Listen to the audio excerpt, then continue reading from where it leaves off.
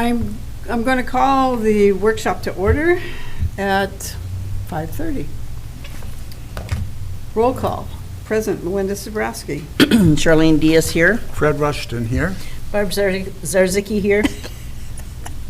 Tonight, we're going to go over about 15 different policies. This is our first reading of them, so if we have any questions, we really need to do this. I think I'm the only one here tonight. 1.3, evaluation of school board self-evaluation. Has this changed any? Yeah, Cass will get it up. The only things that have changed are anything that's underlined or crossed off. And so for many of these, there are very few things changed. But so you see, the board Yeah. may meet, should it choose to do so, for the purpose of appraising its function as. So it took away the requirement of an annual self-eval. Yeah, but we're still requiring it for ourselves, right? Well, and you can choose to do that. It's just, and then you notice that the legal reference, apparently it was removed from the legal reference or from the law or something. So that's what you're going to see on each of these, where there are changes. In some cases, it may just be a legal reference. In other cases, it's changing the wording.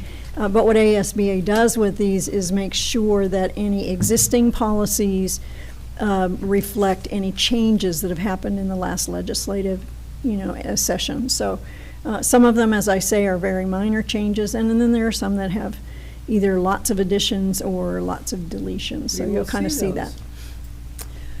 Item 1.4, policy BBBA, board member qualifications. Let's see if I'm still qualified. Yeah, we are. Oh, They don't have an age limit on it, so we're still they don't. qualified. okay. And I think That makes I think sense. I think that's the only change. Well, and then you see underlined the new legal reference new that legal reference. that matches that.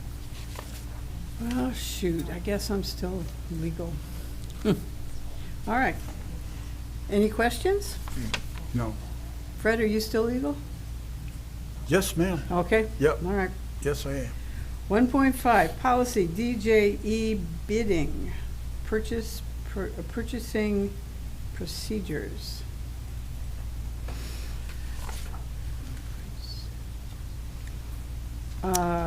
So you What's can the see CFR district code? purchase, these are, that one happens to be a federal, there are regulations that we have to, state regulations we have to follow in procurements, and there are federal ones. So sometime back when we were first talking about, like replacing the the HVAC units and building the den and whatever, and I mentioned to you all, I'm sure you don't remember, but something like the EDGAR rules. And EDGAR, EDGAR, stands for some, it's an acronym. But those are federal regulations that we have to follow. And in that case, it particularly has to do with making sure, as I recall, that one has to do with making sure that we are paying prevailing wages. And if that's not what EDGAR is, there's another set that has to do with that. But they all. That's not this one, right? This No, but it relates to that because in this case, it's just referencing those federal regulations and making sure we're following them. And I think that was it. It just said requested, 3 requested. It didn't say they had to turn them into us, right? Right. We have, especially, okay, so between $0 and $10,000, we can pretty much purchase whatever we want. Now, it's not just one item, 10,000. It means collectively for the year from one vendor. Between 10,000 and 100,000, we have to have verbal quotes from at least 3 vendors.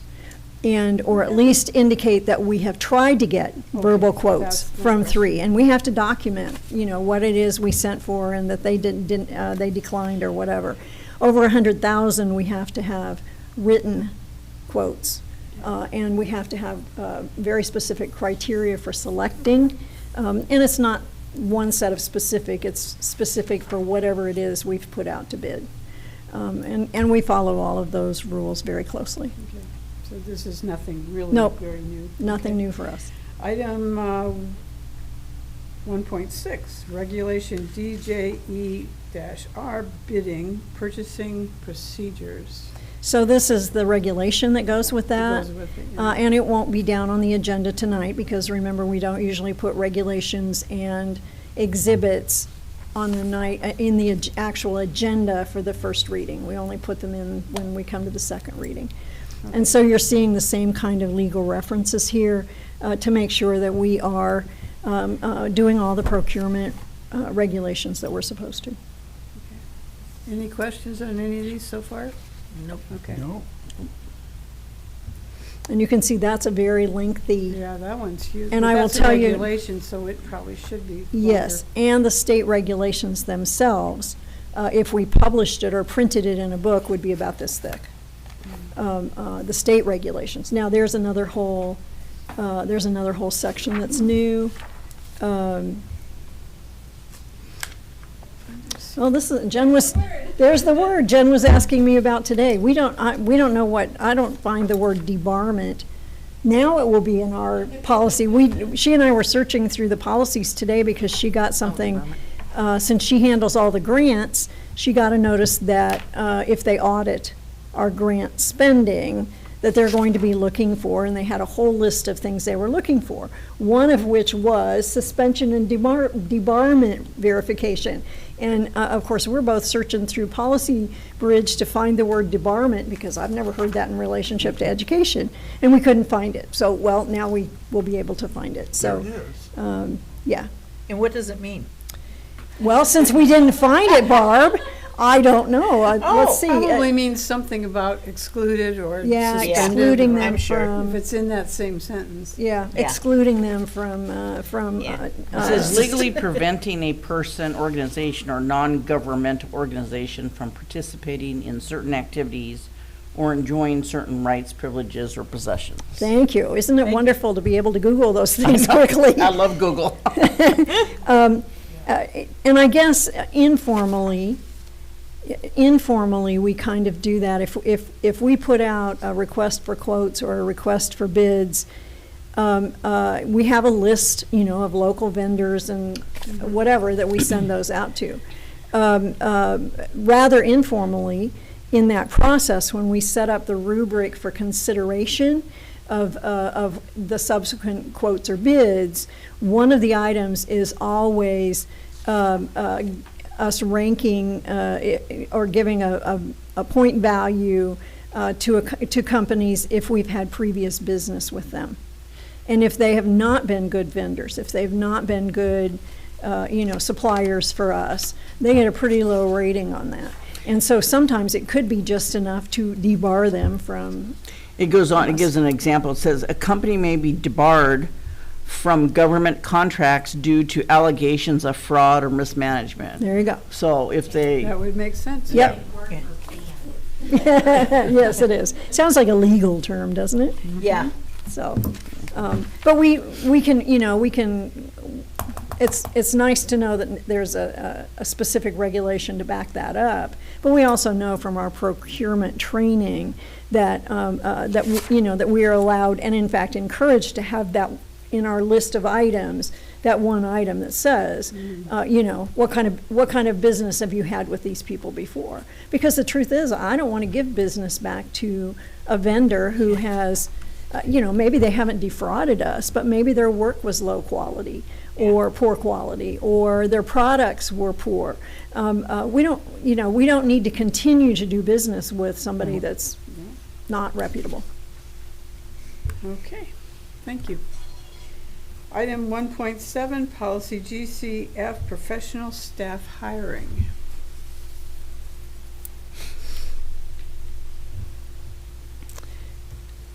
It's interesting that this is added because it is already in our application. I was going to say. Isn't it that they have to tell us if they've been, they have to tell us if. Yeah, this says No. whether they've pled guilty. This is- Oh, I see. Yep, so you're And right. I We don't have it convicted in there. Yep, this is new. Well, it would be nice to know, so that we. Yeah, no, that's nice to know they're waiting trial, so Yeah, that they. and it to doesn't give them a mean job, that, they may not show up. exactly, so it doesn't mean that eventually we might not hire them if they were, Yeah. exonerated, but at least we might not hire them before they were convicted, Yeah. so, Okay. and result in its own set of problems. Any question? Nope. Okay. 1.8, policy GCFC, professional staff certification and credentialing requirements. This is fingerprinting. Yeah, those are all the same. This one has something similar, there we go. Sexual Y, abuse. Z, AA, and AB are all new. In another state or territory. Okay, check the sex offender. Well, those make a lot Yeah, of we have, sense. these are covered in another policy, Mhm. but it's probably good to have them here too. Yeah. Okay. Is there more to that? Is there more? Cass on down? No, No. That's it. just the legal Just for reference. Legal reference. Item 1.9, exhibit GCFC-E, professional staff certification credentialing requirements. So this is the exhibit the exhibit that goes with it. that they yeah. have to sign. And it's very similar to what we already have. They've Yeah. just added those last 4 items. Okay, got it. Item 1.010, policy GDF, supporting staff hiring. And this just applies the same thing. item to support Yeah, it's the staff same thing. from professional. Okay. And so the next one is just the regulation that goes with it too. Yes. Item 1.11, policy GDFA, Oh, support no, this staff is- qualification requirements. Yeah, this is similar to the one for professional. It's not a regulation, but it's another policy. So it's going to have, yeah, I was going to say. Okay. So it has those 4 things on the end. Mm-hmm. Okay. And those make a lot of sense. Yes. 1.12, exhibit GDFA-E, support staff qualification requirements. This is the regulation then. Well, this is the The exhibit that they paper, sign. It's yeah. the same as the Paper other they one, but sign. it's for support staff. These have to be notarized? No.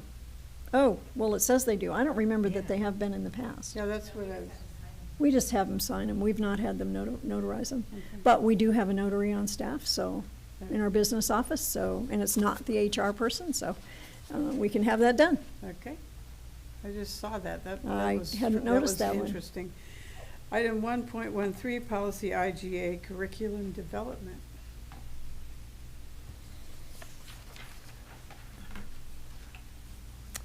All certificated personnel have professional obligations to the school program beyond regular classroom duties, and these obligations will include work on curriculum committees. I don't quite know why that one has been removed. Cass, 'Cause will you we have scroll it those down a little bit? committees, Yes, don't we we? do. Yeah, so the legal reference hasn't changed. And we clearly expect our certificated people who are on contract to serve on some committees without pay and, as part of their job. We pay as much as we can when we can, but it's interesting to me that I suspect this has to do, this is pure speculation. There are some districts in the state where meet and confer between administration and the teachers' organization, where their teachers are much more organized, in a like AEA than we are, and that they essentially negotiate, even though it should just be meet and confer under the law, but they do that. I suspect this came about because in some districts, it's very much your work hours are these, and anything beyond that, we're going to pay you for.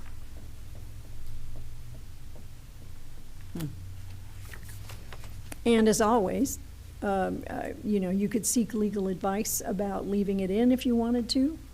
I'm wondering whether, a certificated person could just come by and say, hey, it's in policy, we don't have to do this.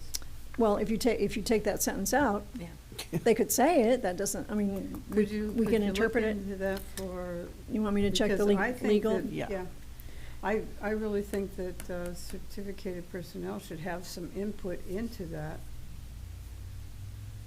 Okay, so in check curriculum. with, talk with the attorney, how do you want me to handle that? See if we can leave it in. Okay, Cass, this is what, IGA? Thank you. Okay, Thank you.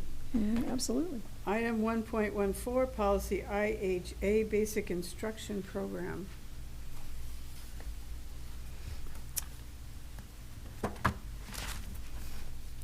This one just has some more specific language relative to instruction about the Holocaust and other genocides.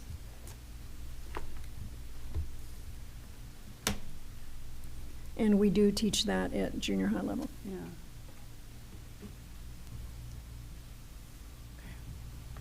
So 7 to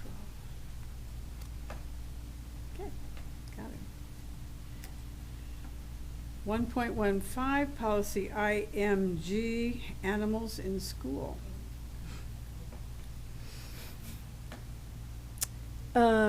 We've had rules for a long time in our district that we don't transport animals, live animals on school buses. Yeah.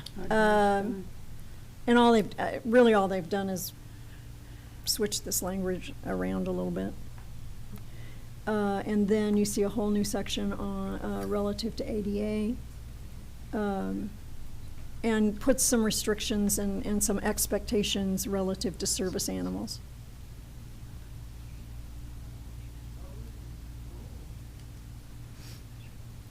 Yeah, Kate's noticing this. Huh? Do you need a little bigger, Kate? There you go. Well, I wouldn't be able to see from out there either. I find it interesting that the district may need to provide assistance to enable a particular student to handle the service animal. That's concerning. I do like it that if there are issues, though, that the animal can be removed. Must be a minor stage.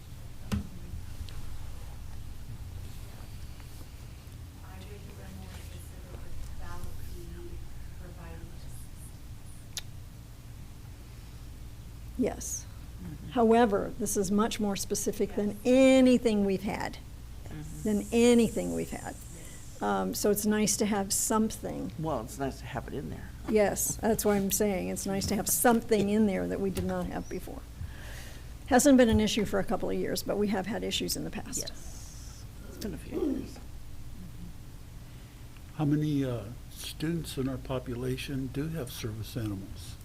Yeah, as far as I know, none None. at this time. But we have had issues in the past. We've had them in the past. And then we've had Had requests in the past for service animals that were not necessarily dogs and not had verification, say, from a physician or, Yeah. So it Not creates considered issues that.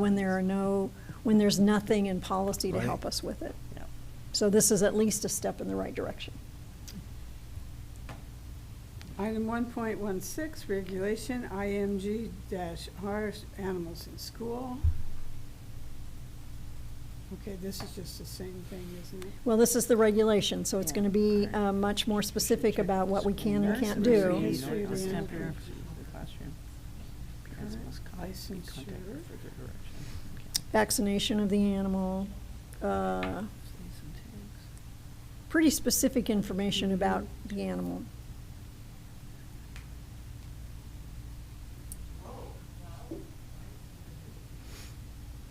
Oh, Interesting.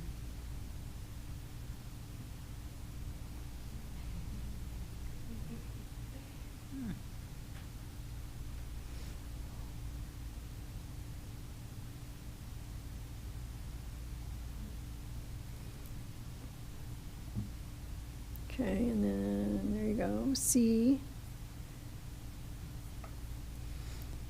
So for instance, if this were a student who, this would apply to regular buses too, but if we had a student who rode one of the special ed buses, you know, they're not gonna just the first time get on and have the animal, they need to arrange it with us in advance. E gives us some wiggle room also.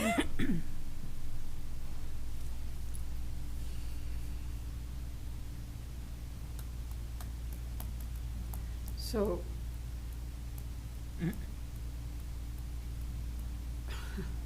so we're putting more pressure on the teacher. Teacher because to now take care of those the teacher has animals. to clean up dog poop?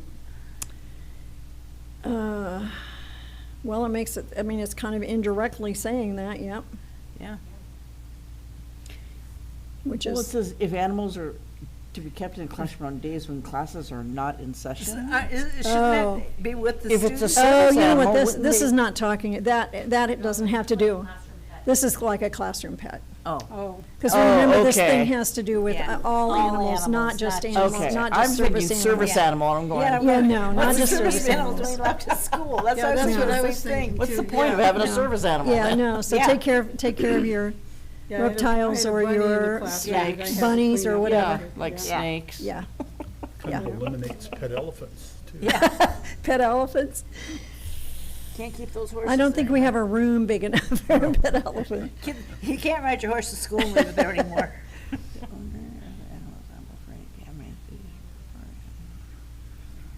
Makes sense. Yeah, they're all logical, Yeah. Yeah, it makes sense. sensible. Okay, got it. Questions? Anybody? Nope. Okay. 1.17, policy JFB, open enrollment.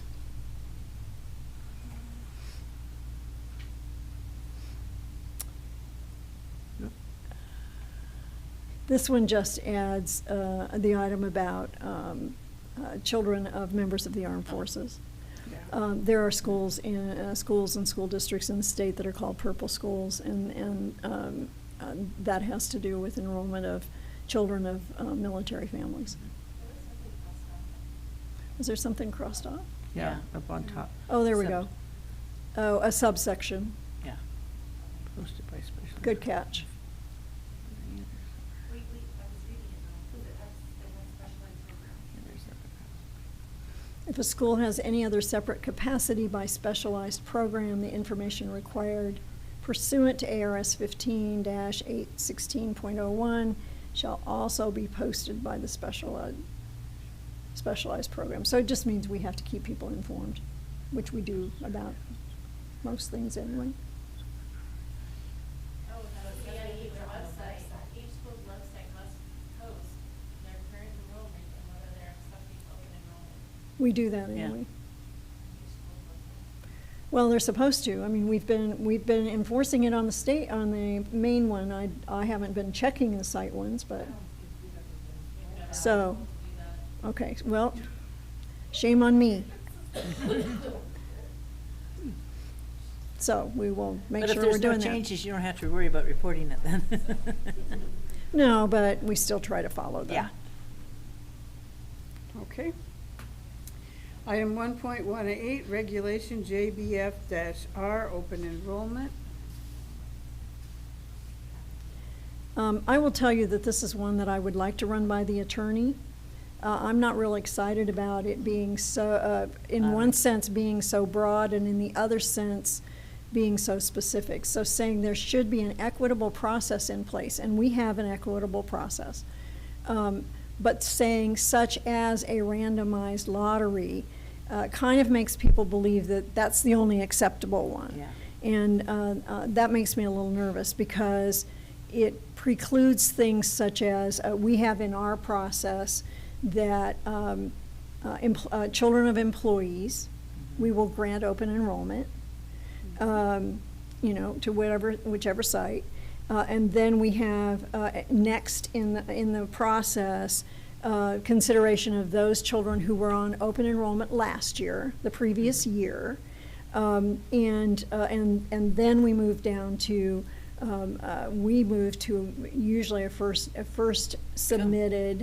first approved come, list. First come, first served. Okay, yeah, kind of. And so this makes me nervous because if somebody interprets that as being randomized lottery is maybe the only thing, even though it says such as, but somebody interprets that as being the only one, I don't think it's right to say to employees' kids, for instance, or even to students who were allowed open enrollment the previous year, oh, you're now in the lottery.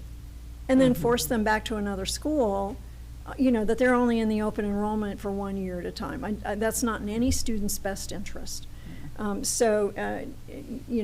fully intend to run this one by Ben and see if we are violating anything by leaving it alone. Good idea. Because the bigger description gives us a little more, to approve what we're doing. Yeah. Is there anything below this, Cass? Nope. Nope.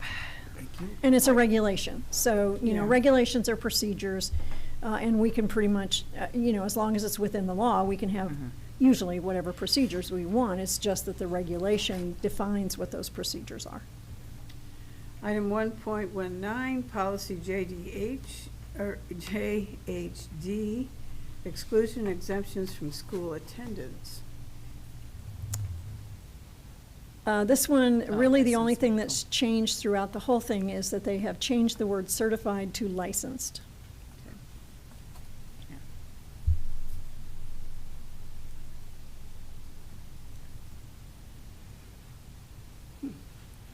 And it's true, Cass will show you the regulation, and it's the same in the regulation. Okay. Item 1.20, regulation JDH-R, exclusion exemptions for from school attendance.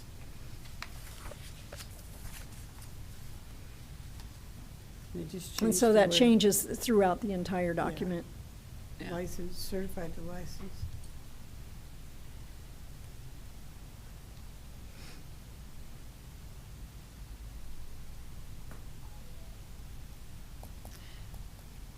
Okay.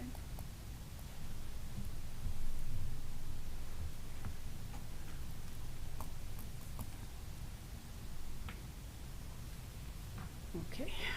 Item 1.21, exhibit JDHD-EA, exclusions and exemptions from school attendance. And this is simply this is the form letter. that is used. And once again, you see the same changes.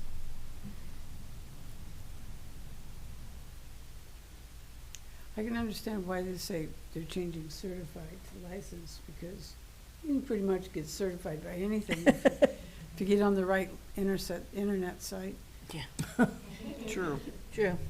where licensing implies something is done at Some, state well, and level. some agency.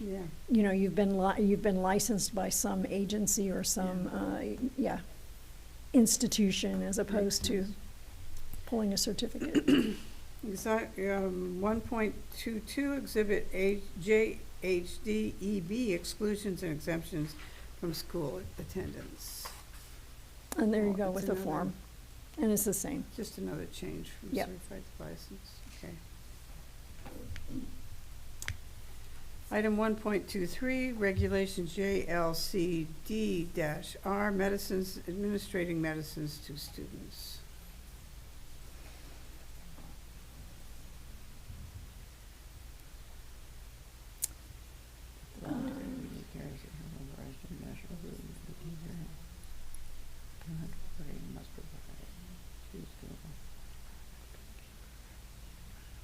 Shouldn't there be an or there?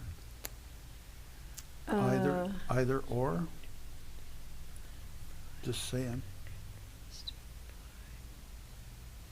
Yeah, there should be an or in there before item B. Yeah. So I think we can add that ourselves. Good catch.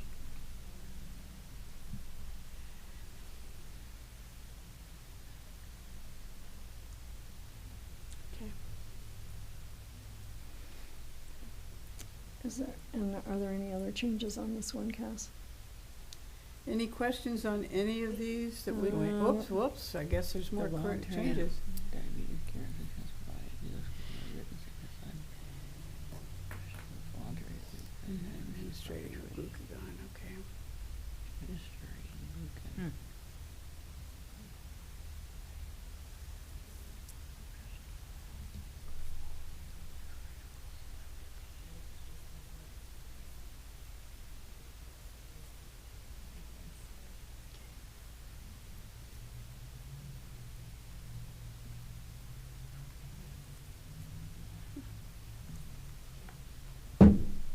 Are there any more down toward the bottom, Cass? Has the bottom, yeah, Oh, there we go, yep. there we go.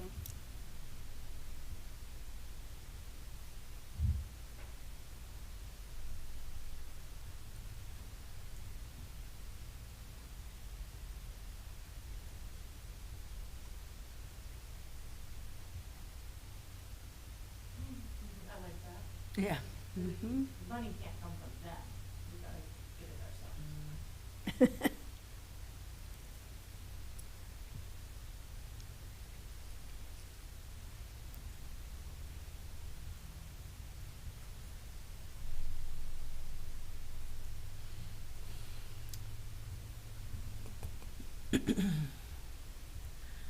Another unfunded mandate. Do we have a stipulation backing up, if you would please, Cass? Yeah, back up a little bit. Stop right there. It says training must be renewed. Right, as prescribed by the school board. Do we have that? I think this is what authorizes you to do that as a board, to say, what those regular intervals are, unless we have, and I didn't see a regulation or anything attached to this, so,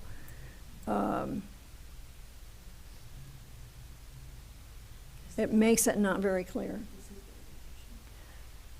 Oh, this is a regulation. Mm-hmm. So- Well, but still, it's not very clear about, When? I mean, that it doesn't say that, it implies that you all can decide, okay, this training must be renewed every year, or must be renewed every 2 years, which then means that what we would do is we'd just calendar that on our board board meeting calendars. Cass has a calendar of the things we are required to discuss each month, and it would just get calendared. Is there a way we can add that stipulation to this? Yes, it's a regulation, you can add whatever you want. So if you all want to say when we actually address this next month, but I you was can gonna say it we right don't now. Change it right now. Well, but you can say right now what you want it to be, because you're Okay. not gonna approve it until next month. But you could say, training must be renewed. Once a year. Once a year, or once every 2 years, however you want, whatever you want to say there, because this is just guidance, as prescribed by the school board. So you could change that regular intervals to be annually or biannually, whatever you wanted to put there. Why don't we just say, training must be renewed annually? Yeah, I Okay. could Yeah. go for an It should be annual. annually. Because of the changeover and stuff of employees and stuff, I'd say we Yeah. should renew it every year. Okay.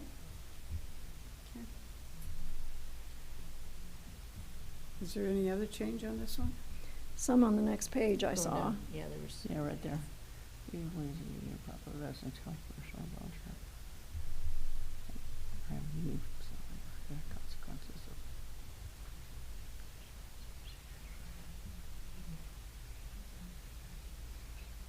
That's a good liability yeah. statement for the Mhm. district. Mhm.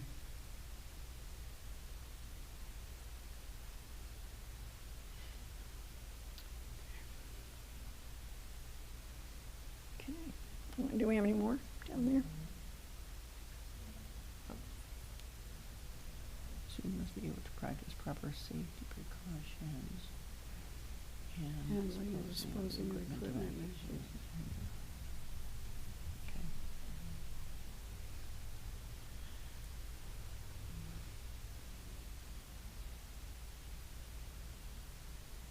And this is also the regulation whereby we do not allow students to carry around over-the-counter medications. Mhm. If they are to have any of those as authorized by the parent, they must be kept in the health office. and administered by the health attendant.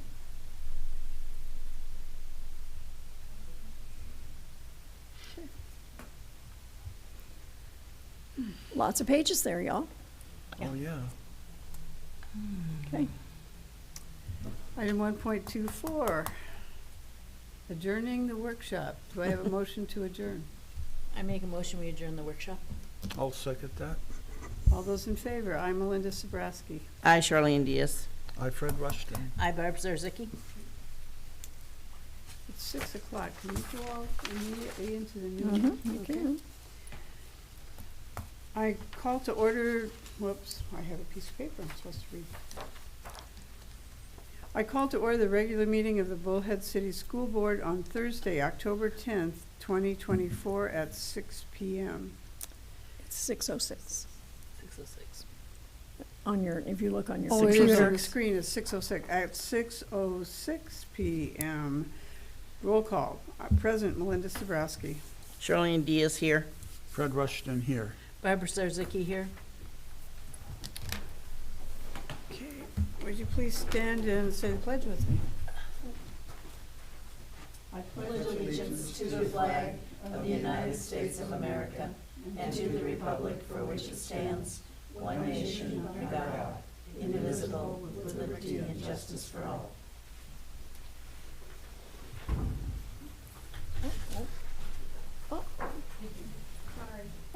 Do we have any citizens present? I don't see anybody. Nope. So I'm gonna skip that part. We have citizens, but we don't want to call it public. Oh. So we do have public? No, we have citizens present, though. Be sure you sign in. You sure you sign in? Yeah. I saw them all sign in except for Lance anyway. Huh? 2.6, donations. Oh my gosh. So what is Schweitzer Engineering Laboratories? Chris, you'll have to help me here.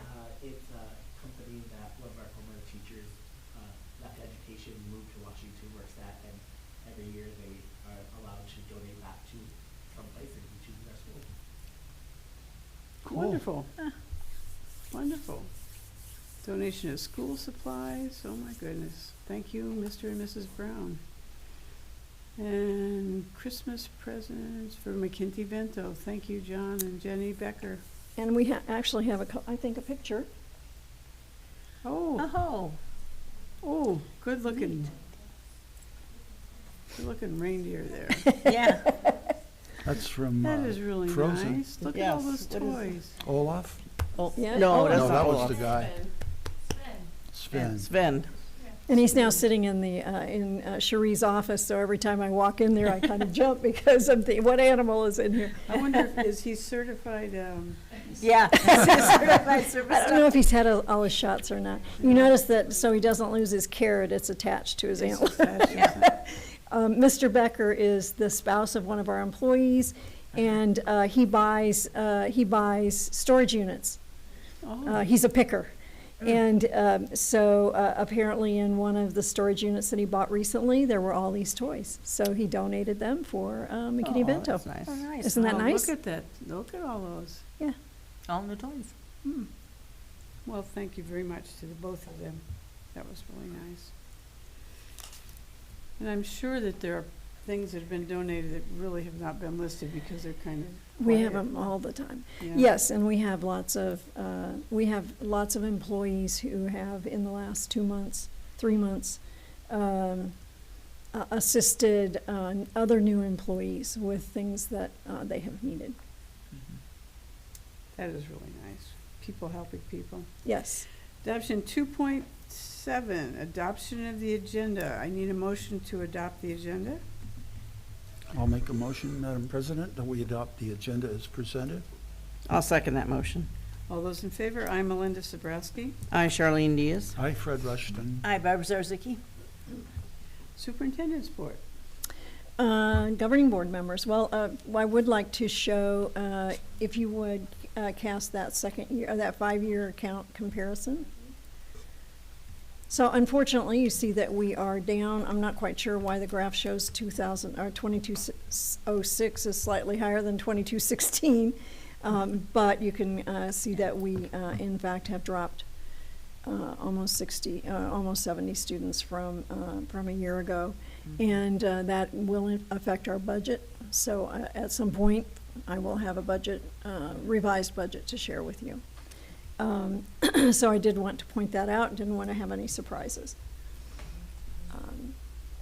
And then I would like to point out in the cumulative discipline report, yeah, that one. You notice that I put a note at the bottom.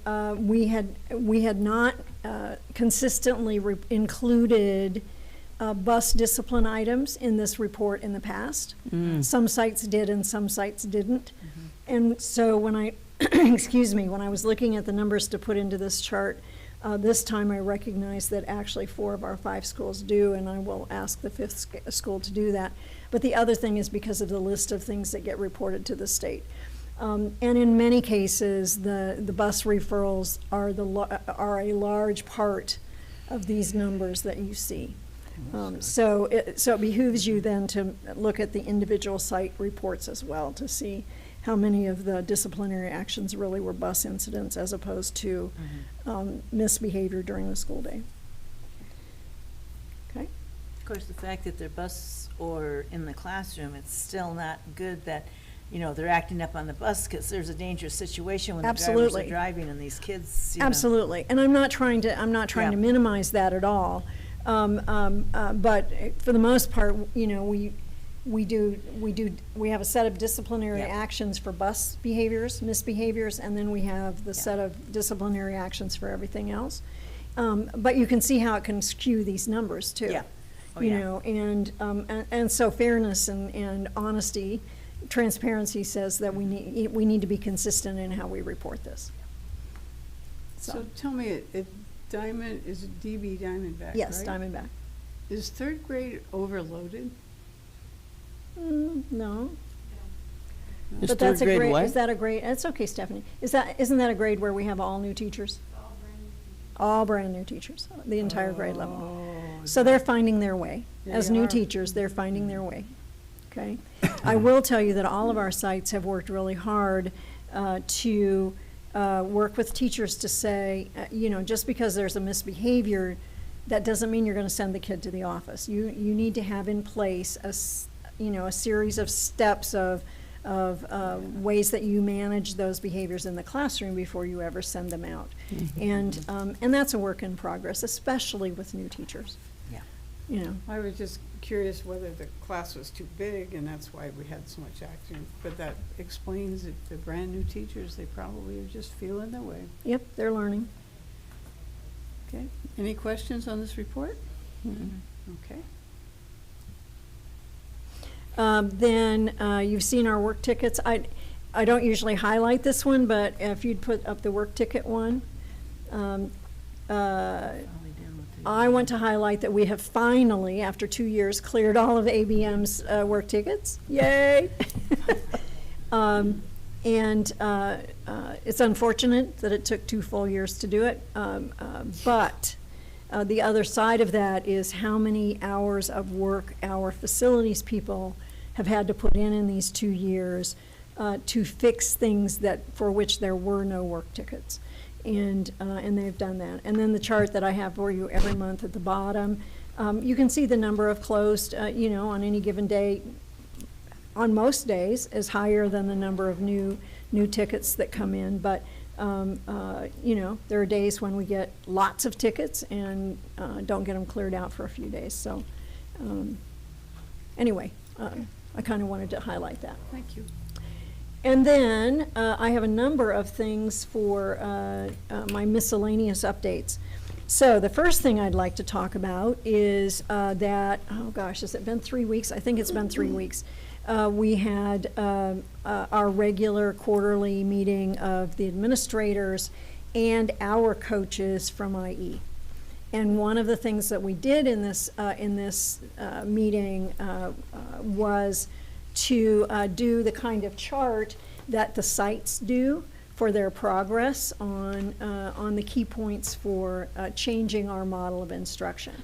We had not done this way in the past, and so I had to go back. They all wanted to see the difference between last year at this time in September and this year in September. So I went back to the data.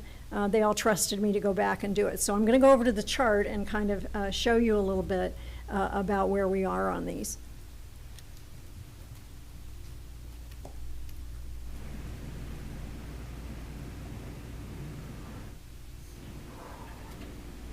So this is called the School Instructional Maturity Model. And obviously, we eventually want to be over here. Right? So I have rectangle, pink rectangle stickers for how we would have rated ourselves a year ago. And they're on this left side. And then pink circular stickers for how the team ranked ourselves for this year. Because everyone was very self-conscious when we had that meeting of where we are and where we are not in year two, the beginning of year two. But when you look at where we were a year ago, it's very nice to see that we demonstrate growth in all of these areas. So this one is conditions for self-regulation and agency. Okay, so what are the conditions in the classroom that help students regulate their own behaviors? Okay, so students come with whatever behaviors and whatever experiences they have. What are we doing to establish a culture and an environment in the classroom that helps them increase their ability to deal with their own emotions and their own behaviors? And so we have a movement. This one is systems of control, which means essentially teachers are controlling. Students are behaving because teachers are bosses. This one for this year is self-regulation, is moving towards intrinsic. So we're seeing students begin to own their own control of their behavior and each other. As opposed to the teacher having the rules and regulations that they have to follow. Eventually, we want students to be self-actualized, where they take complete ownership of their emotions and their behaviors. This one is Tier 1 core instruction. So how is whole class instruction going on? On this side, it's absent. In other words, meaning we don't have a good system of core instruction. I'm very happy to say that even a year ago, we were not there, but very much teacher directed. And even with 35 new teachers this year, and last year having worked with the Coalition of the Willing, and this year working with everybody and expecting everybody to come along, it's very nice to see that we're beginning to see facilitation, teachers as facilitators rather than as what we used to call sage on the stage. Stand and deliver, and the rest of us take it in. But becoming more like what we also sometimes talk about as guides on the side. That they're facilitating students doing their own learning and that kind of thing. So that there was some good movement there. This one is teacher collaboration. So this is the work that teachers are doing together. Working on unwrapping standards, working on planning so that they can, so that if you went in one third grade classroom at Desert Valley and you went in another third grade classroom at Desert Valley, you're going to see similar things going on. That doesn't mean that it's lockstep and it's scripted, but you're going to see the same kind of activities, you're going to see the same kind of learning, teaching and learning going on in those classrooms because teachers are working together. So we're seeing movement there. Not as much, and part of that is because we have so many new teachers. A fourth of our teachers are new to us this year. 1/4. Okay, So that will take a little longer to happen. This one is curriculum and assessment. Last year very much was in the place of referencing standards, and we figured out very early last year that our teachers somehow had gotten away from even knowing what the standards were, or making sure that what they were actually doing in class was related to the standards they needed to be teaching for that grade level. And so, not in such a good place a year ago. Because we have dedicated so much time in our PLCs, and this year with those extra days that you all approved on the calendar, those extra half days, they're really digging into the standards. And it's hard work. And I'll be honest, there's some resistance, because why do we need to do this again? Well, maybe because we didn't really do it the last time, or maybe we didn't actually, maybe we did it, maybe we got into the standards, but then we're not translating that into the classroom. So it's really nice to see that we are making a big jump there in that work. This line is data for improvement of interventions. And this just means, are we looking at formative data? Are we looking at the data weekly, or every other week, or once a month, or longer? If it's longer, we want that. We want to have the consideration of data, the feedback. Are students learning what we are trying to teach? And so last year we had long cycles. It might have been from one Galileo to the next Galileo. We're now doing much more. And we have some places, some teams that are doing it weekly. We have some that are doing it bi-weekly, some monthly. But we don't have anybody doing the long, between the benchmark tests anymore. So we've made some big growth there. And then the top one is leadership systems, and that has to do with all of us as a leadership team. Is it top-down? Hierarchical? Is it all, I tell them what they have to do, and then the principals tell the teachers what they have to do? Or are we moving more towards team-based decision-making relative to instruction in the classroom? And you can see some movement on that as well. So I wanted to point that out to you, and as we go through the year and do this 2 more times or 3 more times? 2 more times. Then we'll have different colored dots. So we'll show where we were last year at that next time, and then where we are this year, and then at the end of the year. So my hope is that all of them are moving, and that's my expectation. It's not just a hope. Hope's not a plan. So the plan is to get everything moving. Do I really think we're going to be way over here in the green at the end of year 2? No. We might be in one area, maybe, but we all know 3 to 5 years. And these are significant changes. And it's everybody this year, not just the coalition of the room. Any questions about those? So the relative position of the dots, some of them are farther left than others. That's indicating that it's sort of beginning. Yeah. And then This the was a ones year that ago. are more to the right are indicating This year. So this one showed the least change. And this is the teacher collaboration. So keep in mind, we have a lot of new people and who've not been used to doing that. But we also have some issues with that teacher collaboration.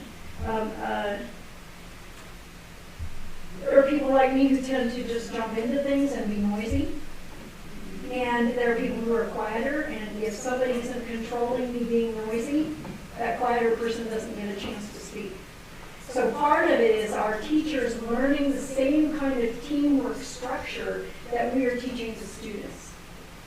And we haven't made a lot of movement on that yet, but we're working on it. And in fact, the instructional team meeting that we had yesterday, that was the topic of discussion among our principals and our instructional coaches.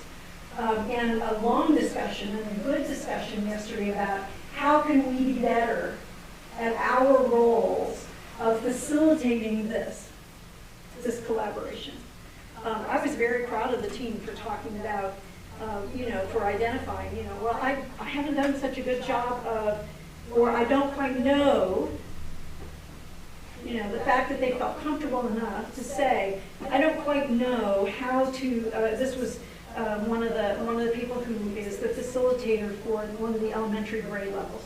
So keep in mind, when we have those meetings, that is, say, all of our second grade teachers from across the district. And so the facilitator in that team is one of the principals or one of the coaches. And so the conversation, I don't quite know how to get the team to talk about X, whatever X is, when part of the team are people not from my school. And so the rest of the team was helping with that discussion, and saying, essentially, nobody actually said it this way, but essentially, look, you're facilitating that team. I'm facilitating another team that has your teachers. And it's okay. It's okay for you to direct this team to do what it's supposed to do, even if they're not teachers from your own school. So not only is it a work in progress for the teachers, it's a work in progress for the leadership team and the instructional team to make it happen. And so we're all learning how to make it better. Okay, so that one's one that I expect to have a big movement by the end of the year. Awesome. Thank you. That was a good. great question. Yeah, okay. Okay, so that's one thing. Second thing, I told you I have a lot. I attended the Arizona Rural Schools Association conference last week in Flagstaff, and those are always good for networking with other superintendents particularly, and some good motivational speakers. I do want to acknowledge and congratulate Jennifer Van Roy from Mojave County, or Mojave Valley Elementary School District as the ARSA Teacher of the Year. Wow. Okay, so she will be a candidate for the National Teacher of the Year.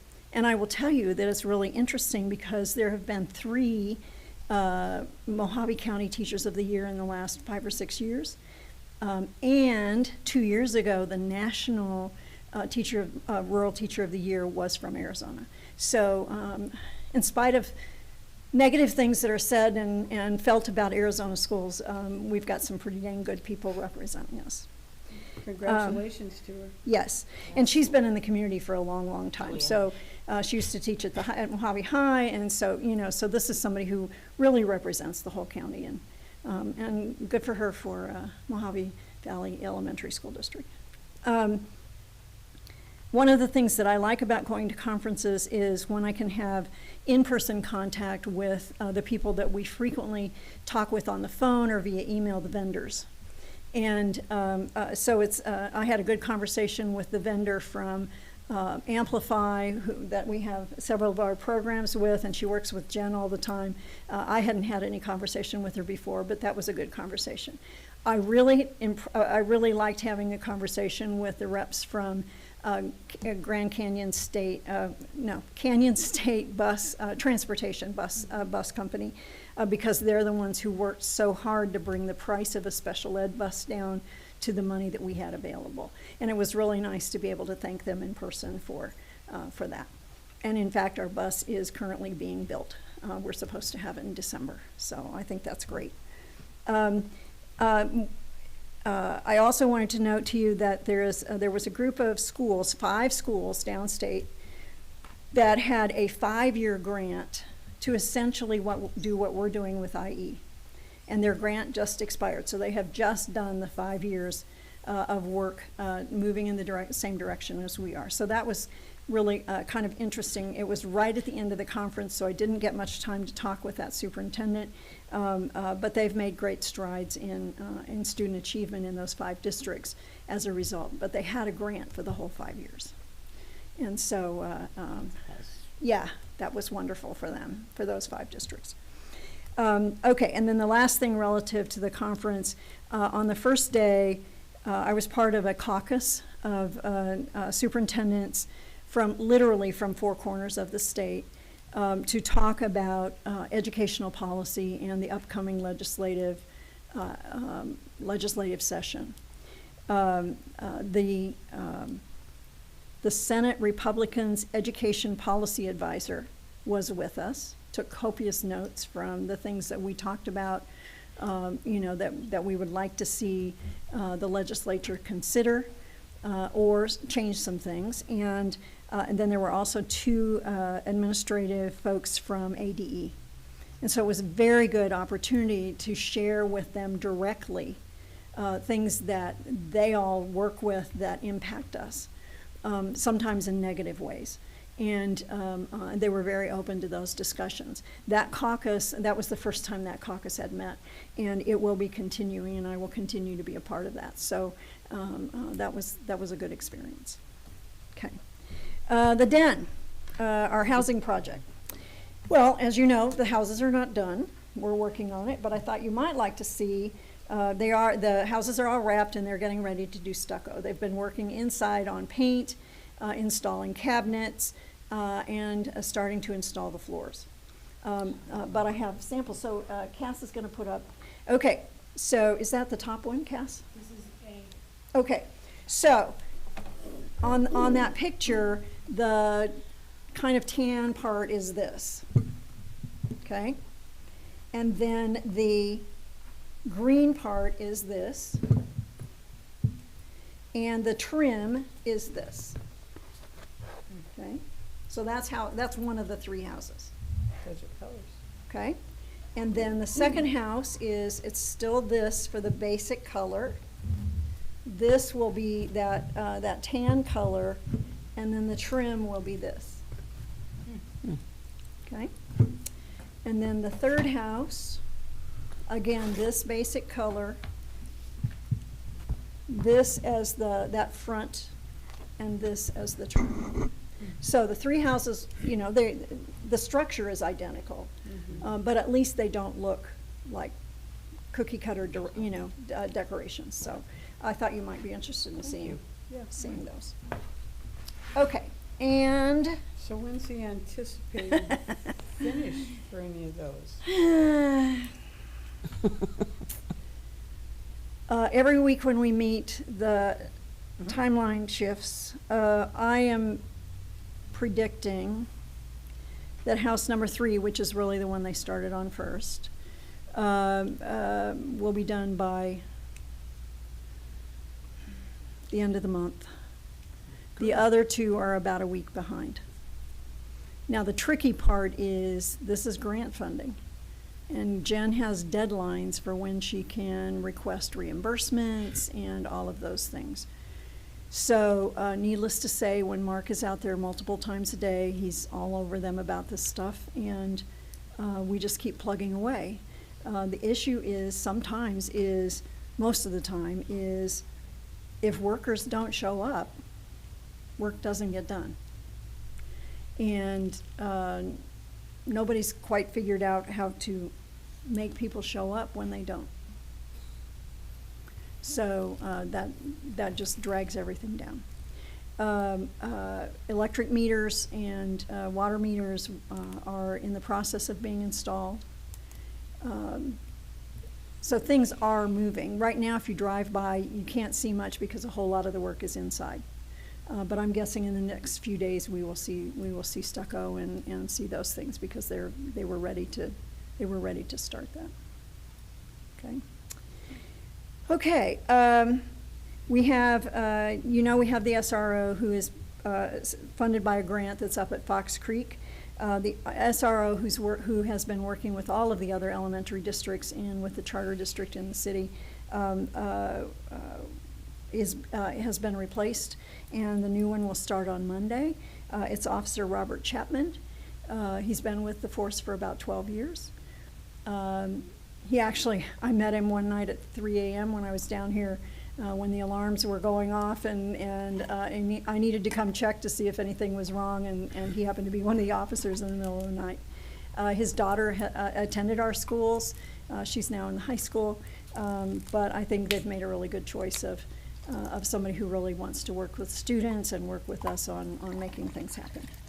And then my last thing is the garage out back. We are having our garage sales, and this week and then 2 more times, it's all instructional materials. Now, this bibliophile has real trouble going out there and seeing all the books and instructional materials that are, and many of them are 20 years old. But even some of those 20-year-old things are brand new because we didn't use them at the time. You know, we didn't, I mean, maybe we had more books than we had kids, I don't know. But it kills me that we have all of these instructional materials that we don't need. Today was the first day, and a number of people came and purchased books and things. So we'll finish that by the 1st of November, and then we'll go back to furniture and equipment. But if you want to come anytime, let me know. Actually, you can let Erica know, because I put her in charge of this project, and she is amazing. She's an amazing organizer, and she just, she was like a dog with a bone, and she's got it so organized and everything just planned out, and it's amazing. So anytime if you want to visit the garage, or the shed, as other people call it, I say it's a garage sale, so we have to have a garage. You're welcome to come see. Now, is it open to the public to come buy that stuff, or? Yes, that's the whole idea. Because we would either have to do an auction, so announce an auction date and have an auctioneer and sell things that way. But if we do it, we can do it this way. So we have it only open certain days of the week from certain hours. But what happens in this case is you price it in advance. Yeah. So there's no bartering, there's none of that kind of thing. And so we have so many books and things out there that she's selling, and we have boxes and whatever. Pick up a box, fill your box, it's $5.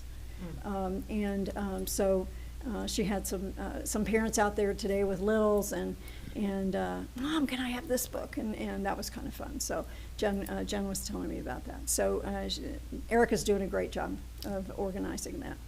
And we're not trying to make money. You know, we're not going to make money on it. These are things that we purchased somewhere in the past, just like with the furniture and equipment. The idea is we are following those regulations that I told you about, on how we can dispose of unused or outdated or broken equipment and those kinds of things. So it is us following the rules. Okay? And then we can use those funds, whatever funds we take in, for purchase of the same kinds of things. So for all the furniture and equipment we sell, we can use those funds for furniture or equipment. For all of these instructional materials that we sell, we can use those funds for instructional materials that we do need and that are up to date. Okay? Long report, I'm sorry, but I thought these were all important things.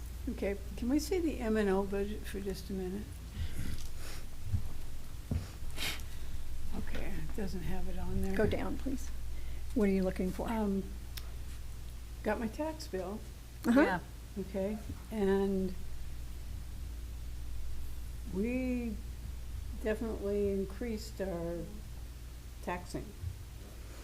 It should reflect, I got mine too, it should reflect, the tax rate should reflect what we had on our, That's on what I our was looking budget. for, to see if it was on here, but it's No, not. I think it's $1.65. What's happened is the valuation on our properties have all gone up. And so then, so then that increases. So yeah, I noticed that my Yeah, tax bill. 24% increase on mine, I noticed. Was it? Mm-hmm. Okay. And I saw that actually in an article that I was reading today as well. Our tax rate for our district has continued to go down all 6 years. But that increase in tax is because the valuation on our properties have gone up. And I've watched that happen with my house. I've lived there since '95. And, in 2008, just before the bubble burst, the valuation on my house was, I don't know, 50 or 75% higher than what I had paid for the house. And then after that, it dropped, and it continued to drop until it was only about 70% of what I paid for my house. And now it's back up going above up what again. I've paid for my house. But it seems to me that if our houses have gone up in value, that our tax bill, or the amount of tax, the percentage of tax should have gone down if we have not increased our needs. Does that make sense? No. Okay. No, it's gonna go No, up. it's gonna go up, because as your valuation goes up, that means It's that based on your value. It's yeah. based you're on gonna every be paying- $100. your taxes are gonna be more. But you know that little circle thing? Yeah. Okay. I don't know, what little circle thing? The little circle graph up in the corner. Oh, I didn't notice that. I'll have to look at that.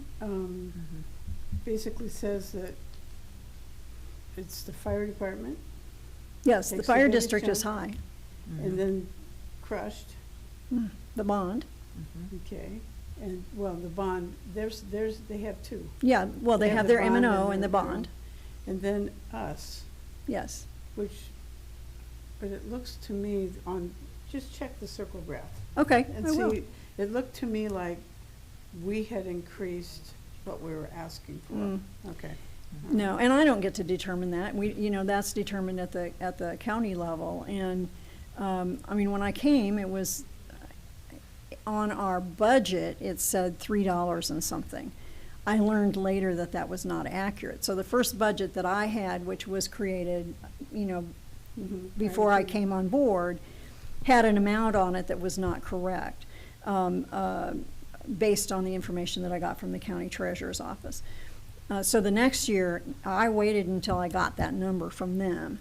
And so, of course, that first one was considerably less than what it had been, $3 and something the year before. I think it was, I'm guessing, I'm trying to test my memory here, but I think the first year that I actually did a budget, it was about $1.90, about $1.90, and it's gone down each time. So we're at $1.65 now. But as the value of our properties go up.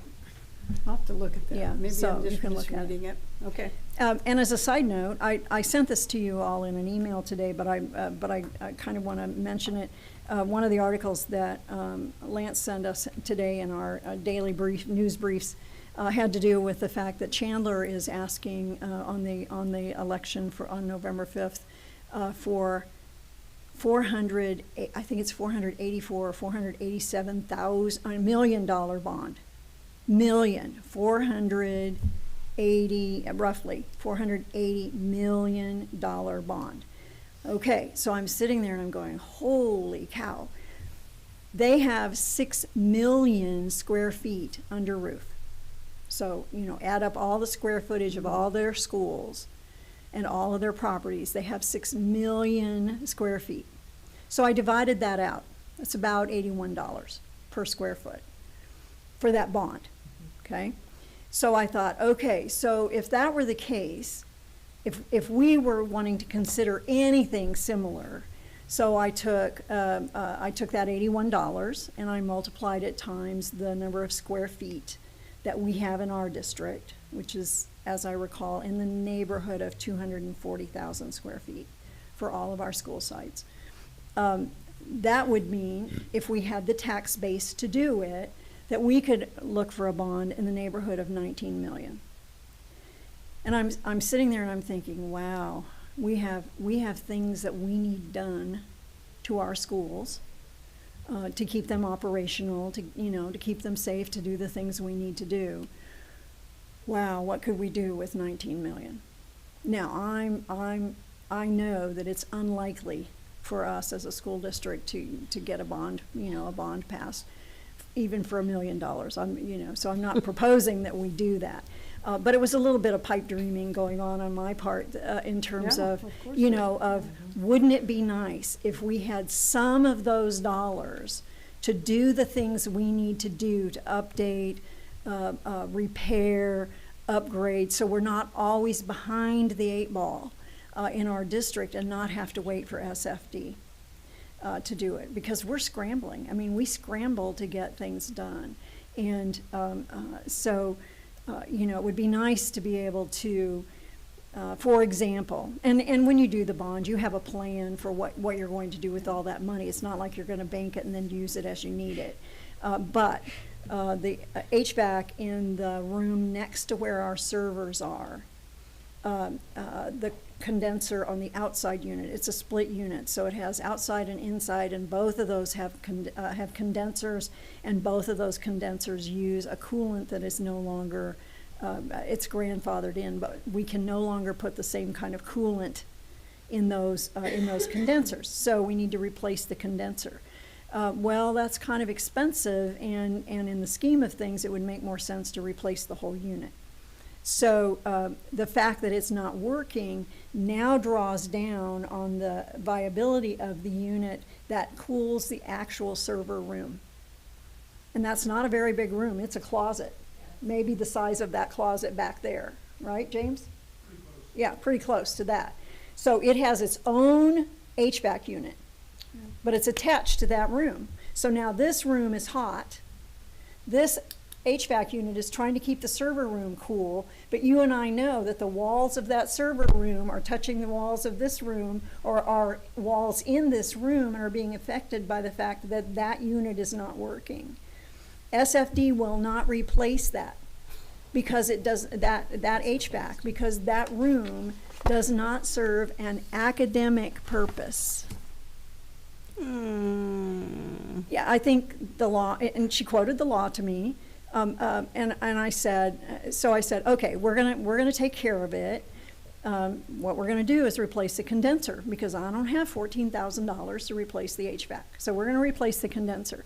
But I said to her, just speculating, if our server room were on a campus, a school site, as opposed to here at the district, and this happened, what would be the outcome? They would pay for the HVAC unit. And I said, these servers, we're required to have internet for our students to do testing. We're required to have internet for our students to do some of the work that they do, and our teachers to teach, because all of the connecting kinds of things are computer programs. So don't tell me that isn't academic. It is academic. And I wasn't trying to argue with her. I was just trying to make a point that the definition, that their definition or their interpretation of academic and mine differ greatly. But the point was made when she said, well, if that server room were on, if we moved it next door, and the room next to the server room, HVAC died, SFD would replace it, no questions asked. Now, the purpose of the server room hasn't changed. The only thing that's changed is its location. Tell me how that is logical. It isn't. So anyway, but if we had some money to do those kinds of things, if we had money to repair things in advance when we knew that they were wearing out or they were outdated, we wouldn't be facing some of those things. So anyway, I'll get off my soapbox. I'd like to know what Chandler is going to be replacing or doing with $480 million. Well, one of the things they are doing is they have a school campus that was built in the 1950s. Oh. And so needless to say, that is, that's a school campus that's on last legs and whatever. So part of that money will be to replace that elementary campus, to build a whole new school. And then if you think about it, if you've got 6 million square feet under roof, I'm sure they have a list of projects of things that need to be done. For us, one of the things that I would be making sure we're doing is relocating the office at Fox Creek. It's on our strategic plan. Yeah. But we have no money to do that. No money to do that. We don't even have money right now to hire an architect or an engineer to design what we want to do there, kind of thing. So it just kind of put me in the making my Santa's list mood. for that. So anyway, but it all has to do with, think about it, Chandler has all kinds of industry and all kinds of things that generate a big tax base. It's not because of the taxes on homes and residences and those kinds of things. It's because they have the other tax base. And so it's one of those examples of the haves and have-nots. And we are where we are, so we do what we need to do, the best we can. So, thanks for letting me be on my soapbox a bit. You can have it anytime you want. 2.9, board member updates. Anybody got anything new? I know I've got something that's unnew. I haven't been visiting the schools. Yeah, neither have I. I think that all of us should make a conscious effort to get out there this month and next month, and I forgive December, but Yeah. I'm thinking that just visiting the front office would be, let them know that we're here and we care. If you Yeah. guys can do that. I'm going to make a big push for myself. Yep. Uh, The year's I gone think so they- fast. hmm? I said, the year's just gone by so fast. Sorry about that, It's just James. like, oh man, just that, yeah. Okay, we're moving into consent agenda. Carolyn, and I'm not sure exactly where these are, but there were some Galileo reports, one of the elementary Yeah. schools. I'm sure it's it's probably in Jen's report. Okay, No, No? it was, Cassie and I looked at this before the meeting. Diamondback's report. I was gonna say, it was the yeah, principal. there Keep you going, go, there you go. keep going. Down here, right here. Yep. It's the first round. Yeah. So keep in mind, they're tested on a whole lot of things that they Yeah, haven't been taught But yet. what I want to say, because I looked at these last night and I went, oh, okay. It looks, compared to what we saw last year at this time, this is such an improvement. Last year, we're looking at, no offense. But, we are looking at improvements here that we didn't see last year. And just the fact that we've got that much more in the passing bench than what we've had before, I was very happy to see that on the different grade levels and stuff. And I'm sure So I Stephanie's think- glad to hear that. And like we were talking, I bet I she think a is. lot of it has to do with the fact that, with this, that the junior high and the middle school kids are still our COVID kids, where these third graders are not the COVID kids. They came in after COVID, so they've been in the education, and that the new process that we've got going in the schools is helping them.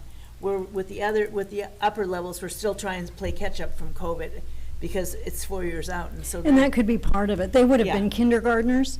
They would have been kindergartners in 20, so, Yeah, these so they had guys a would've little been bit of so- the. Yeah, just a little bit, but not compared to what the other kids have had and stuff, so. Okay. But yeah, when I saw this, last time I was looking it over, I thought, that we've got more blue and more I was gonna say, green we than- have more blue. Yeah, a we've got lot more more blue than blue. we've ever seen, it's usually like a little, if we can even see the blue, and so, it's So really will we great get to see see. these from the other school too? The other schools? Well, we don't usually show them by sight, but Jen had, it's on, It's on last your month? report? Last month, Oh, last month. okay. I'll So- have to go back Go to back and last look. month's. Go back and look at last month. But I was So very happy. Stephanie, that ends up being good news for you to share with your staff, and Yeah, I was Okay. very, very happy with this. Still not happy with all the red, but Yeah, at least we're moving in the right direction. in a direction. Yeah. Okay, thank you. thanks. And I know that's consent agenda, and we probably should have talked about it in a different place, but, anything on the consent agenda that you would like to pull to talk about? Okay, I need approval then for the consent agenda. I make a motion that we accept the consent agenda as shown. I'll second that motion. All those in favor? I'm Melinda Sabrowski. I, Charlene Diaz. Hi, Fred Rushton. I, Barb Zarzicki. Okay, moving on to old business. Policy GCBDA, housing for professional or staff members, second reading. We get to adopt this time. Yes, like you it. do, and remember, this is an entirely new, policy, Yeah, so. and we read this last Mhm. time. Yeah. And as I recall, there was one little change you all wanted me to make, and I did that, and I'm trying to think where it is.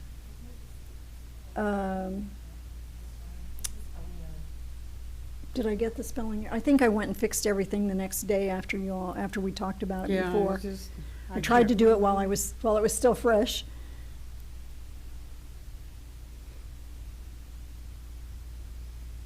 Okay. Oh, in the third paragraph, reasonable rates shall be charged for the housing so that the housing Uh-huh. program is self-sufficient and that funds That's normally available for the instructional program are not diminished. There was a bit of a qualifier in there in the past, and you all asked that, at Fred's suggestion, that we tighten that up, so I did. Yeah, we were talking about electricity and all that stuff. Yes, Yeah. and you can see the results the next further in the agenda of my research into that, so. Okay. Now, it's really funny, is because at the ASBA conference on the delegates on Saturday, this was one of the big discussions that the ASBA is going to ask for the, on the government, that not only rural areas, but every area gets to, do the affordable housing. And the gentleman from Tempe was just really outraged that they would even think of doing this, because it's gonna be costing their taxpayers and everything.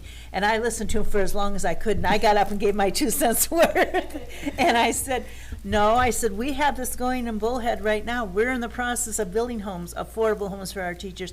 And I said, it does not cost our taxpayers anything. It's not coming out of our school funds. It's separate, and it was a big discussion, and so.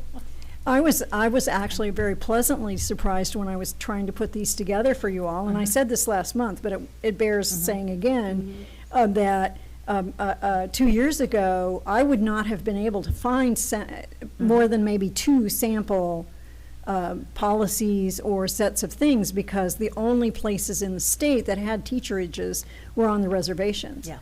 But when I searched this time, there were 9 school districts that I pulled the information from. There were more districts than that who had the policies. So in 2 years' time, this has become a much more viable option for particularly rural districts. So it was nice to have lots of input from lots of areas. Yeah, but the metropolitan area, it was so funny listening to all those, those representatives, and all the rural areas were all sitting there all going like this, and a few of us got up and gave our 2 cents worth and said, no. Okay. I think it's well done, thank you. Do I have a motion to adopt the policy, GCBDA? I make a motion, we adopt the policy GCBDA, Housing for Professional Support Staff. Do I have a second? I'll second that motion. All those in favor? I'm Melinda Sabrowski. I, Charlene Diaz. Hi, Fred Rushton. I, Barb Zarzicki. Item 4.2, establish rent for the district employee housing units. This is a revision. It is a revision. Last month, you approved $1,200, but also pointed out that I probably should check on the cost for electricity and that kind of thing, which I did.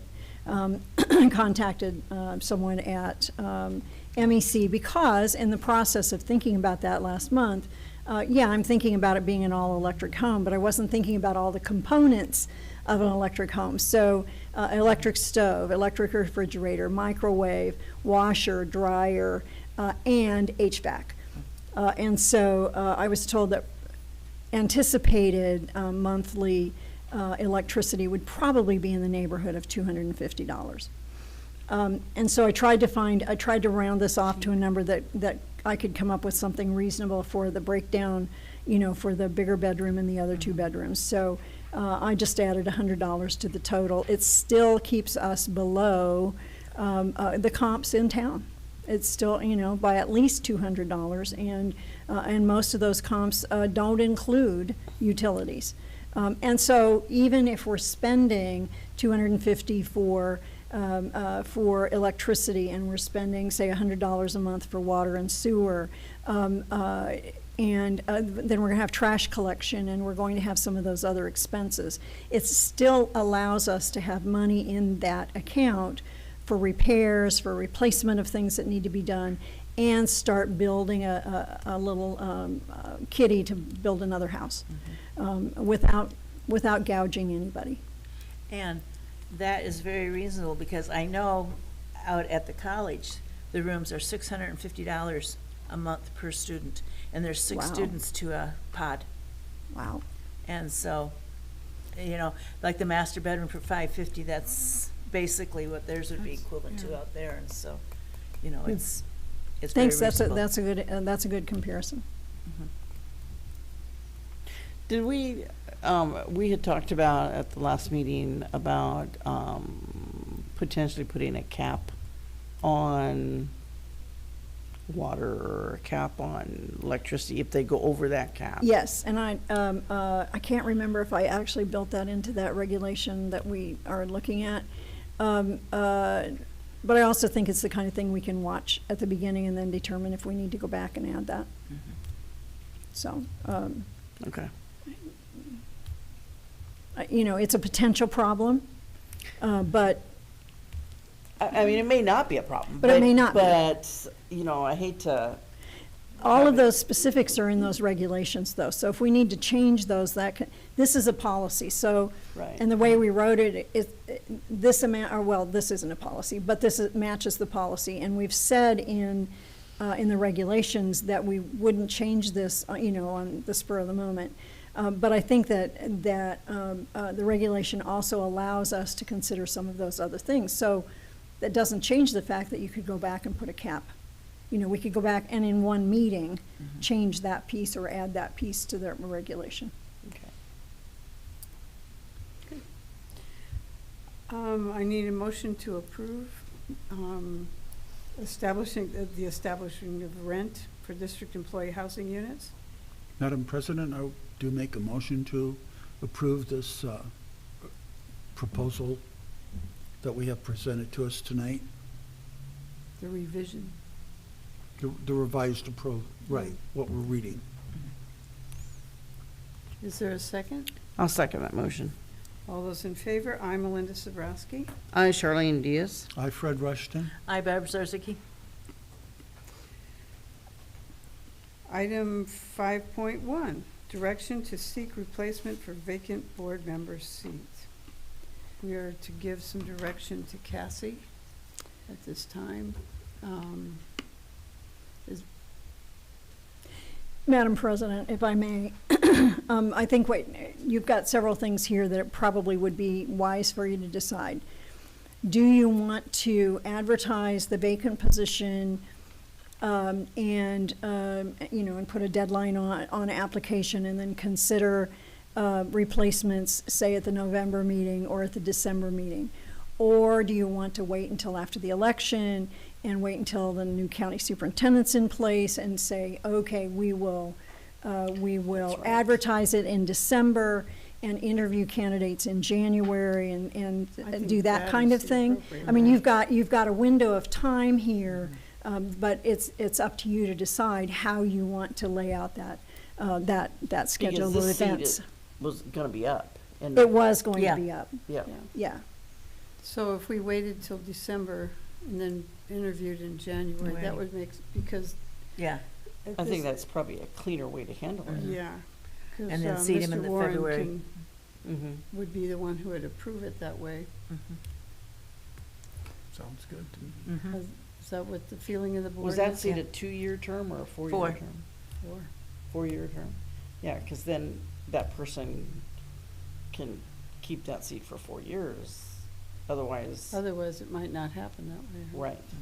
Well, if you were to do it now and, interview somebody in November and appoint them, they're really only going to be there until January anyway. Yeah. So, it makes more sense Yeah. logically for you to do it Definitely. for January. Well, Cassie, I think the board is feeling we should advertise in December, an interview in January, And seat him in February. and then be Okay. seated in February, Mhm. yeah. If the rest of you guys are all gonna show up so that we have still a quorum, right? Okay. We have to do that? I missed one meeting and she's picking on me already. Jeez. I never pick on anybody. 5.2, annual financial report. Yeah, we need a motion for that. We need a motion. It is an action item, even if it doesn't say that. I thought this was just, No, in this case, Okay, you have to all take right. some action. Okay. I need a motion then to give direction to Cassie. Okay, I make a motion for the replacement of the vacant board member seat for Cassie to advertise it in December, for us to interview in January, and for the new board member to be seated in February of 2025. I'll second that motion. All those in favor? I'm Melinda Sabrowski. Aye, Charlene Diaz. I, Fred Rushton. I, Barb Zarzicki. Yes, sir. I'm assuming that the intent of the motion also includes the role that your PIO does for the advertising and the public notification? Well, my thought is that that's an administrative decision, and yes. I was gonna say, I don't think that's our decision. No, that's an administrative decision. Because we only have one employee. And she's always in trouble with us, so it's okay. 5.2, annual financial reports, school for fiscal year '24. Madam President, this is the second big financial item that happens every year. Jenny Beck has been pulling her hair out, and this is an annual pull your hair out activity. It's probably actually more stressful and more difficult than building the budget is, but this is sorting out what did we actually do with all of our funding in fiscal year '24, and lays it out and reports how it is. And then this document ends up being used by both the AG's office and by ADE to give me numbers for that revised budget that I'm telling you we're going to have, and also for building the next budget. So this is the checks and balances. This is the system that says you said you were going to do it this way. Here's how you actually did it, and did you stay within your budgets? The good news is, yes, we did, but it's it is the document. I knew one of these had that, go up the top, Cassie. I knew one of these There we had go. that primary. Yep, I 1.65. couldn't remember where it was. Yep. That's why I asked for the M&O. I did a pretty good job of remembering You that did. too. I'm Yeah. impressed. I'm impressed. I didn't remember the 4.9, but I did the 1.65, so, We'll probably keep When you. you Half of round it. off, it's 1.65. yeah, there we go. That's good. Thank you. this So is you do finally need to getting- approve it so that I can send it to, post it tomorrow so that I stop getting the reminders from the AG's office and from ADE that we have not yet filed our AFR. Okay, I need a motion to approve filing the annual financial reports for fiscal year '24. I'll make a motion that we approve the annual financial report for the fiscal year 2024. I'll second that motion. All those in favor? I'm Melinda Sabrowski. Aye, Charlene Diaz. I, Fred Rushton. I, Barbara Zarzicki. 5.3, school year 2024-25 revision. This, and I'm sorry, I missed the word calendar in there. Okay, I It is a figured that calendar would be counted. revision, and all we're doing is recommending that we drop off the last 4 days of summer school in June of '25. We don't have 21st century funding, and in fact, we have, part of the reason for that is we knew we were going to have difficulty finding folks to fill positions and whatever, and we decided to give it a rest for a year. So the summer school, this will essentially be STEM and STEAM activities, would be 8 days instead of 12. And so we're just recommending the dropping of those 4 days at the end of the summer school. Which days are those? I'm confused. The 9th through the 12th. So they're no longer that gray color. Originally, summer They're white. school went through the 12th of June. Oh, okay. All Okay. right. Got it.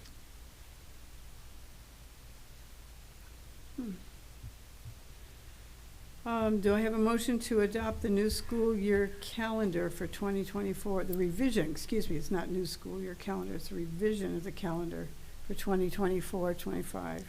I'll make a motion that we approve the revision of the school year calendar for 24-25. I second it. All those in favor? I'm Melinda Sabrowski. Aye, Charlene Diaz. I, Fred Rushton. I, Barb Zarzicki. That's too bad. It is, but it allows us to also to focus on STEM and STEAM, which is probably a good thing. More fun, anyway. Yeah.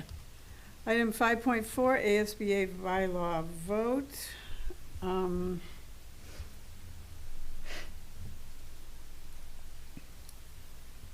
How do you want to handle this? Let's see.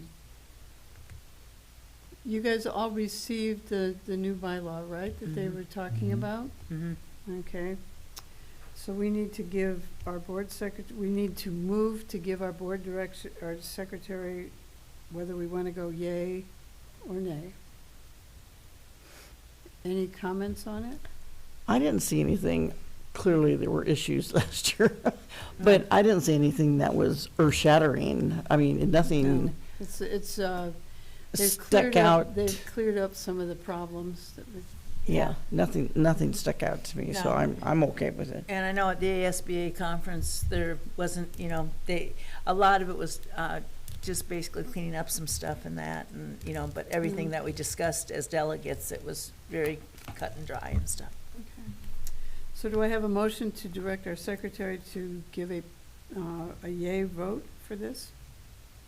Madam yes President, I'll make a motion that we direct our wonderful secretary to give ASBA our consent and agreement with this, that we vote yay for all of this. Okay. Do I have a second? I second it. All those in favor? I'm Melinda Sabrowski. Aye, Charlene Diaz. I, Fred Rushton. I, Barb Zarzicki. Item 5.5, technology equipment disposal. Okay, so you can read the general information there. James went to 3 companies to see about disposing no longer usable equipment. So for example, we have a number of laptops that will not support Windows 11 and can no longer be updated. That's one example. We have old Chromebooks, we have old monitors, we have all kinds of things. So he went to 3 companies or 4 companies, sorry. 2 included fees that we would have to pay for them to take things away. 1 agreed to just take the stuff for free, so it wouldn't cost us, it wouldn't cost them. And the 4th agreed to pay us $650. Well, guess which one we are recommending? I can't imagine. 650 is better than 0, so, and Yes. better than paying. So we're recommending that we dispose of that equipment through that method. Through Reboot, is that the one Yeah, that we're talking Reboot. about? Reboot, yeah. Okay. Do I have a motion to I'll approve? make a motion that we approve the disposal of our technology, unused technology, whatever you want, old technology, to Reboot Technology. I'll second the motion. All those in favor? I'm Melinda Sabrowski. Aye, Charlene Diaz. I, Fred Rushton. I, Barb Zarzicki. 5.6, technology equipment transfer. As we have discontinued and wound down our agreement with Crushed for services, for technology services, and we have replaced some equipment and those kinds of things. We have some equipment that they could use. And I'm just recommending that we transfer that equipment over to them. No money, just, they can use it, and that is allowable under procurement, that we can give equipment or, unusable or what, in this case, it's not doing us any good. So it does no good for it to sit on a shelf and for us when somebody else could use it. So the same thing could be said for, for like our books and our equipment and things that we have in our yard sale, because we could, if somebody came to us from, say, one of the charter schools and wanted some of those books and things, we could legitimately just give them. So this is in the same set of behaviors that we can do. So I'm recommending that these 29 switches be given to Crushed. Do I have a motion to approve? Madam President, I make a motion that we transfer the technology equipment listed to Crushed as recommended. I second it. All those in favor? I'm Melinda Sabrowski. Aye, Charlene Diaz. I, Fred Rushton. I, Barbara Zarzicki. Okay, item 5.7, revision to the principal evaluation tool. Madam President, the only change, because we show these documents we're supposed to, and we do show these documents to our administrators, just like we do to teachers before the school year. One of the things that I did not do at the time, and I feel that we're still within timeline to do this, is the section here that you see in yellow, where we increase the percentage of points for each of those categories from what it was in the past. These percentages, 90, 70, 50, and less than 50, match the percentages for those same categories on the teacher evaluations for last year. This year, we upped those again on the teacher one. So we're just a year behind on doing that on this one. Next year, we will increase these, recommend to increase these to become the same as they are for teachers for this year. So I would appreciate approval of just those changes in the designators.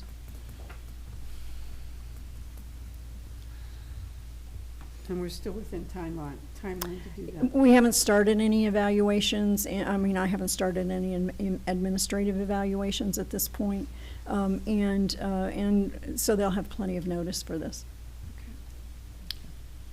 Do I have a motion to approve the revision of the principal evaluation tool? I make a motion, we approve the revision to the principal's evaluation tool as presented. I'll second that motion. All those in favor? I'm Melinda Sabrowski. Aye, Charlene Diaz. I, Fred Rushton. I, Barbara Zarzicki. Item 5.8, approval of educational travel club for Fox Creek.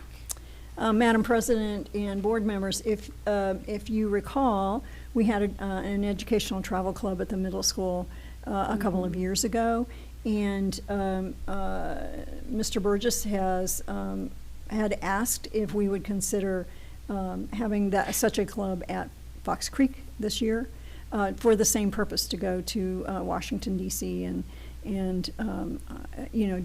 that kind of a government / historical trip, and so to have a club for that. So he submitted this recommendation, and of course ran it by their student council and whatever. So I support the idea of having an educational travel club at Fox Creek. And it probably would not, the travel would probably not be this year, it would be a year from now. But the work could start now. I remember them coming back and just being all positive and Yes. enthusiastic. Yes. Yeah. I'm glad that somebody's starting it up again. Yeah. Do I have an motion to approve? I'll make a motion that Or we to adopt. approve, Yeah, excuse me. that we approve the educational travel club for Fox Creek. I'll second that motion. All those in favor? I'm Melinda Sabrowski. Aye, Charlene Diaz. I, Fred Rushton. I, Barbara Zarzicki. Item 5.9, policy GBECA, non-medical use or abuse of drugs or alcohol. This is the second reading, so we would adopt it. Madam President, this is that revision that I presented last month, and it's related to our regulations for the den project and for the housing.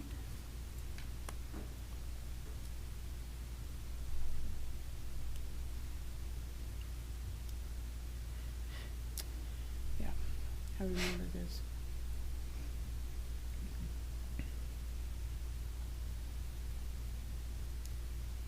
Do I have a motion to adopt this policy GBECA, non-medical use or abuse of drugs or alcohol? I'll make a motion that we approve the policy GBECA, non-medical use or abuse of drugs or alcohol. I'll second the motion. All those in favor? I, Melinda Sobrowski. I, Charlene Diaz. I, Fred Rushton. I, Barb Zarzaki.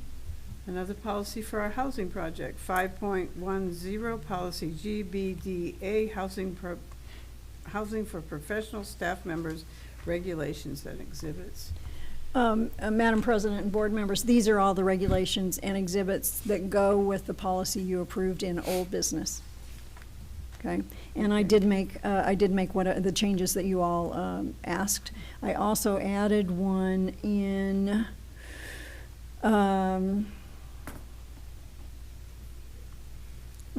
I think it's GCBDA-RB. If you'll scroll down, please. Keep going. It's under prohibited practices, so it's on down. And I added, there we go. I added item K at the advice of Mark Scott, our facilities director, that we prohibit storing of items in the attics of the houses. There are access panels to the attic because, of course, the HVAC unit is up there, and wiring and whatever, but it's not designed for any storage. So I thought this was a good addition to this one. Okay. Otherwise, all of these exhibits and regulations are as presented or corrected last month, and I recommend that you approve them. Are we approving them all as a You group? can approve, in this case, you can approve all of them simultaneously. Madam President, I'll make a motion that we adopt these policies and approve them as a lot, the GCBDA 5 policies listed. Okay, these are regulations and exhibits. Exhibits. Yes. Exhibits, Yes. I'm sorry. Do I have a second? I'll second that motion. All those in favor? I, Melinda Sobrowski. I, Charlene Diaz. I, Fred Rushton. I, Barb Zarzaki. Item 5.11, policy BAA, evaluation of school board self-evaluation. This is the first reading of this. Has anything changed? No, these are the ones that you reviewed in the workshop. So if you wanted to, you can just zip right through. I mean, you're not taking any action. It's first reading anyway. I think we've seen this one, Yeah. right? Yeah, these were all in the workshop. Yeah. Okay. Item 5.13, policy DJE, bidding and purchasing procedures. So This is the first reading. We discussed this one also. You skipped we discussed them 5.12. all. Did I forget that one?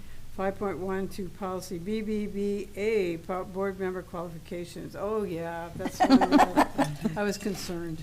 About me. Item 5.14, policy GCF, professional staff hiring. We discussed that one.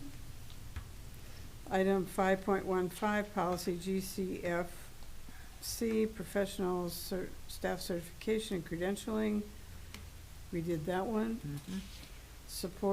Item 5.16, policy GDF, support staff hiring. We did that one.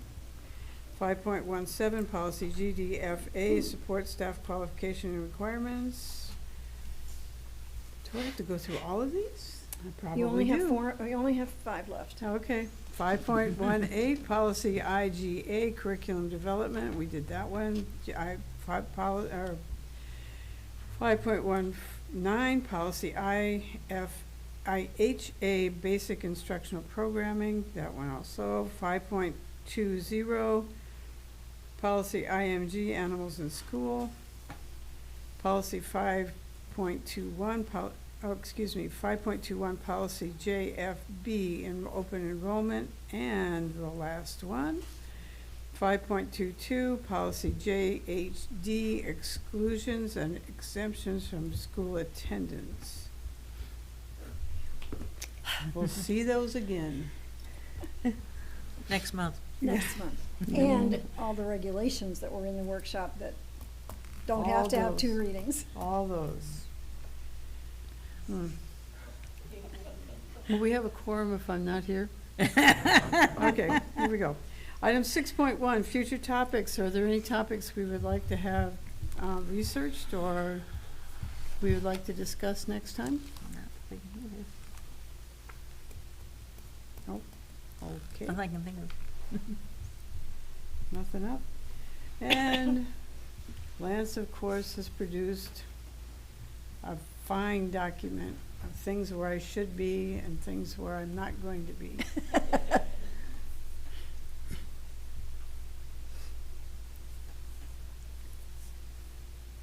Is it ever a good idea for one of us or some of us or to be at the crushed board? I think that's your choice. I mean, Okay, I just mean, if you think- were there, you would be there as a citizen, you're not there as a board Okay. member. Or at the city? Okay, I mean, the That's fine. same is true technically at the city council. If you know, if you're there as a private citizen. just would it show? But sometimes there's, sometimes there's value in optics. Yeah, that's what I'm saying. Is You there a know, value? The problem is most of those are on Tuesday nights, so that creates an issue. That creates a some of big us. issue. for Yeah, that's some of us. There's a For a bunch great of us. issue for a few of us sitting up okay. here. I mean, one of the, and I know you're not asking this, but there are many community things that I try to put in an appearance. You know, I might go and stay 20 minutes or 15 minutes, but the issue is the optics. Yeah. Because we get a lot of support from the community, and I feel it's important that the community see me supporting them on behalf of the district. But then that kind of relieves you all of some of that unless you choose to do so. Well, if you keep us appraised of where you're going and if you'd like a partner, that would be something that we okay. should probably do. Thank you, Lance, for doing this for us. Is there are we going to have a meeting in November? We are. I don't see one listed. That is Well- my error when I added the ASBA meeting, I accidentally zapped ours in the other day, so. Oh, yeah. So the I thought we were date going to should get a be- month off. Date is November 14th. I have November 14th, yeah. Yeah, Yep. 5:30. Item 6.3, date, time, location for future meeting. Our normal meeting would be November 14th at 5:30 for the workshop and 6 for a regular meeting. Does anybody not be able to be here? No, I'm good. I'm good. I'm looking. I'm here. Okay, then we are going to have a meeting on November 14th, 2024 at 5:30 and again at 6. Melissa, Mm-hmm. so Cassie and I know, are we gonna have a forum for the ASBA meeting? Do we know if we're gonna? I'm going to be there, And I'll be there. I'll be there. so yes, we are going to have a quorum.